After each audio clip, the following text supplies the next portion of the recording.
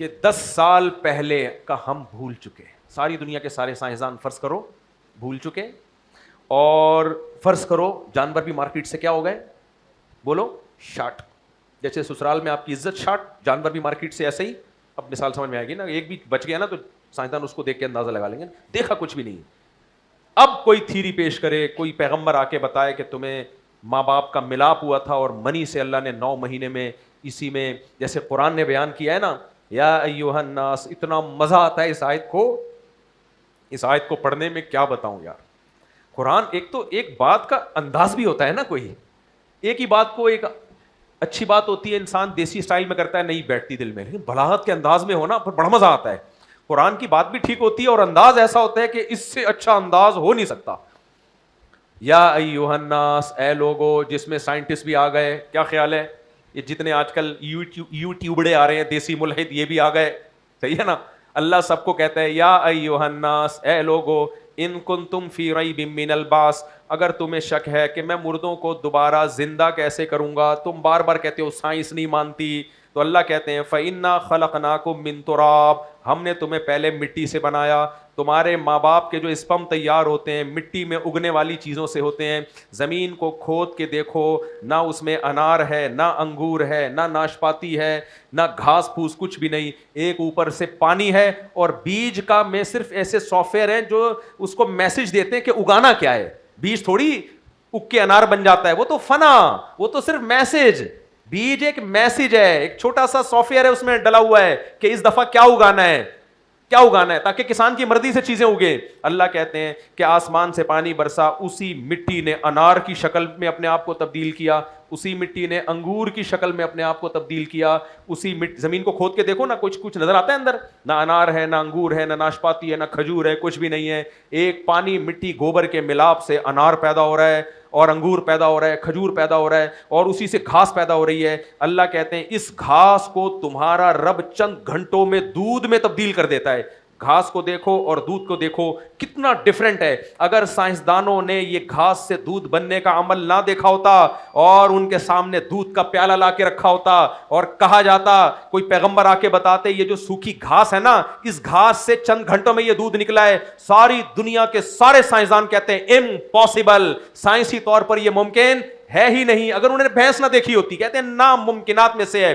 اللہ کہتے ہیں ان لکم فی الانعام لعبرہ نسقیکم مما فی بطونہ, ہم سوکھا چارہ اس جانور کو کھلاتے ہیں جس کو ہم نے بنایا ہے. ایوالو ہو کے ایسی خاندانی مشینیں نہیں بن سکتی. آج تک ایوالو ہو کے 2 اینٹیں آپس میں ایک ساتھ نہیں جڑی ہیں. اتنی ٹیکنیکل پیچیدہ مشینیں جو گھاس کھا کے دودھ بنا رہی ہیں. ابے بھائی گنے کی مشین, ادھر سے گنا ڈالو جوس نکلے گا گنے کا, گنا ڈالو گے گنا ہی نکلے گا. یہ مشین کروڑوں سال میں خود نہیں بن سکتی, اس کو کسی نے بنایا ہے. وہ مشین جس میں ادھر سے گھاس ڈال رہے ہیں, گنا ڈال رہے ہیں, اور چکنا گاڑا دودھ نکل رہا ہے, وہ خود بخود کیسے بن گئی؟ ناممکنات میں سے ہے. اس لیے اللہ کہتے ہیں ان لکم فی الانعام لعبرہ نسقیکم مما فی بطونہ من بین فرث ودم لبنا خالصا سائغا للشاربین. ادھر سے سوکھا چارہ اپنی بھینس کو کھلاتے ہو, اس چارے کو رگڑ کے دیکھو, تیل کا ایک قطرہ اس میں نہیں نکلے گا, چکنائی کا ایک قطرہ نہیں نکلے گا. چند گھنٹوں میں ایسا دودھ بھرتا ہے. پھر دیکھو وہ جو بیٹھا ہوتا ہے نا گوالا, ٹھک ٹھک کر کے کیسے دودھ نکال کے ایسا جھاگ, اور پھر اس کو گرم کرو, اتنی موٹی ملائی نکلے گی اس میں, اور پھر گرم کرو گے گھی نکلے گا, مکھن نکلے گا, پنیر نکلے گا. ان تمام چیزوں کو سوکھی گھاس سے نکال کے تو دکھاتے نا, سائنسدانوں کے پاس لے کے جاتے ہیں, نکال کے دکھا کے نا امپاسبل, نہیں نکلے گا یہ. آج تک سائنسدانوں نے محنت کر کے ایسی مشین ایجاد نہیں کی ہے, تو بغیر محنت کے خود بخود ایک بھینس ایجاد ہو گئی. اللہ کہتے ہیں یہ پاگل ہے, ان کا دماغ خراب ہو گیا ہے. اس لیے اللہ کہتے ہیں فَإِنَّا خَلَقْنَاكُم مِّن تُرَابٍ ثُمَّ مِن نُطْفَةٍ, ہم نے تمہیں پہلے مٹی سے بنایا. دودھ بھی کہاں سے بن رہا ہے؟ مٹی سے. گوشت بھی کہاں سے بن رہا ہے؟ اسی سوکھی جو گھاس ہے نا. تبھی ڈاکٹر کہتے ہیں نا پروٹین چاہیے تو پروٹین کھاؤ. ویجیٹیرین کے پروٹین نہیں ہوتا, یہی کہتے ہیں نا, ویجیٹیرین باریک باریک سے ہوتے ہیں. پروٹین کے لیے کیا چاہیے؟ پروٹین. دالوں میں ہوتا ہے, تھوڑا ہوتا ہے. گوشت کھاؤ.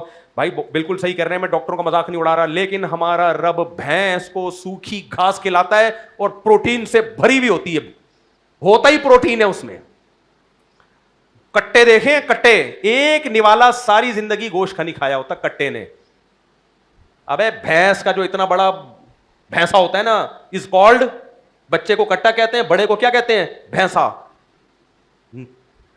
नाक की नोक से लेके खुर तक किससे भरा हुआ होता है? गोश्त। जिंदगी में कभी अंडा खाते हुए देखा उसको? अब ऐसा ना वेजिटेरियन मेरा ये बयान चला देंगे, देखो इससे भी भाई अल्लाह का निजाम है, हमारे लिए प्रोटीन के लिए प्रोटीन चाहिए, भैंस को नहीं चाहिए, सही है। अल्लाह कहेगा इसको भी प्रोटीन खिला के प्रोटीन आते तो तू क्या खाता फिर? यार एक तो तुम लोग को समझाना बड़ा मुश्किल है। देखो हमें प्रोटीन चाहिए गोश्त, इसके लिए हमें गाय भैंसों से चाहिए गोश्त। अब गोश्त खिला के अगर हमें गाय भैंसों से गोश्त, तो हम वो गोश्त डायरेक्ट खुद ना खा लेते? क्या ख्याल है भाई?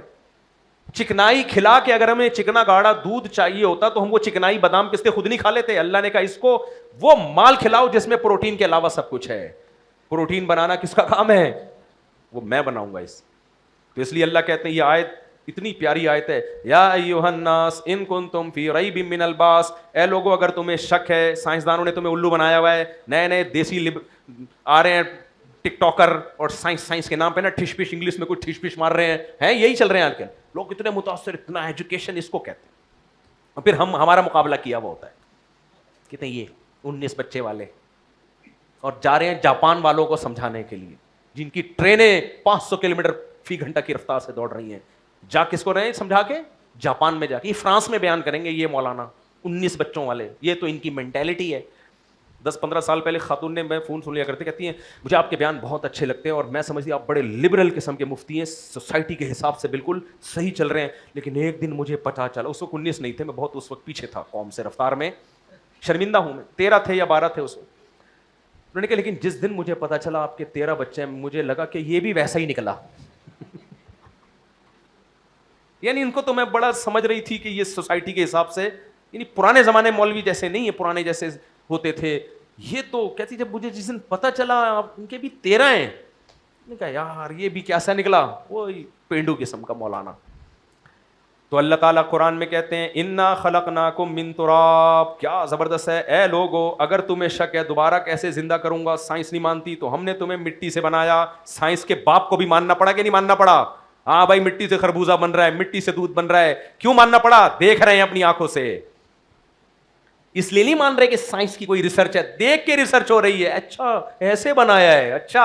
तो अल्लाह कहते हैं जब दोबारा बनाऊंगा फिर भी कह रहे हो अच्छा ऐसे बन गया, हमें तो पता ही नहीं था, ये वाला तो बंदा हमने देखा ही नहीं था। वइन्ना खलकनाकुम मिन तुराब सुम्मा मिन नुत्फा, कहते हैं पहले मिट्टी को हमने नुत्फे में तब्दील किया, मनी के कतरे में। सुम्मा मिन अलका, माँ के पेट में फिर वो गया है अलका, जमा हुआ खून बना दिया उसको। ये अल्लाह हर दफा सुम्मा का लफ्ज इस्तेमाल कर रहा है। सुम्मा अरबी में तराखी के लिए आता है, यानी ये बताने के लिए कि अगला स्टेप पिछले स्टेप से बिल्कुल डिफरेंट है। होना चाहिए था फा, अरबी में फा का मतलब पहले ये काम फिर उसके बाद ये काम, यहां फा नहीं है, यहां क्या है? सुम्मा।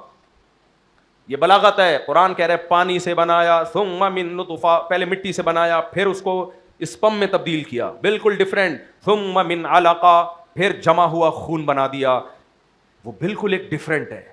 स्पम से किस में तब्दील हो गए? ब्लड में। सुम्मा मिन मुज़गा, गोश्त बनना शुरू, और फिर उसमें हड्डियां पैदा होना शुरू। फकसौनल इज़ाम लहमा, उन हड्डियों पे गोश्त बना के पूरा खूबसूरत इंसान। सुम्मा अंशअनाहु खल्कन आखर, फिर बिल्कुल एक डिफरेंट तख्लीक में पैदा करके। सुम्मा नुखरिजुकुम तिफलन, फिर हम तुम्हें बच्चा बना के मां के पेट से बाहर निकाल देते हैं। हर स्टेप पे कुरान क्या कह रहा है? सुम्मा।